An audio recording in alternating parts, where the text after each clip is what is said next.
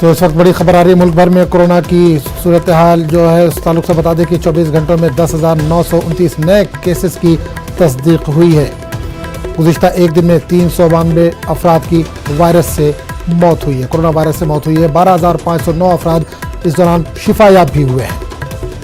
Corona के ताल्लुक से आपको लगातार हम अपडेट दे रहे हैं। मुल्क भर में कोरोना की जो ताज़ा सूरत हाल इस ताल्लुक से लगातार हम आपको जानकारी दे रहे हैं। 24 घंटों में 10,929 नए केसेस की तस्दीक हुई है। इसके अलावा अगर आप बात करें तो एक दिन में 392 अफराद की कोरोना की वजह से मौत हुई है, जबकि 12,509 अफराद शिफायाब हुए हैं।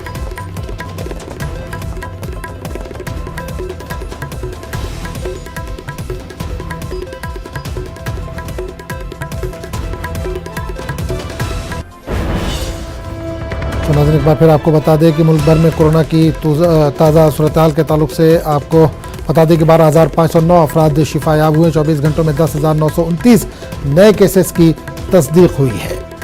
गुज़िश्ता एक दिन में 392 अफराद की कोरोना की वजह से मौत हुई है।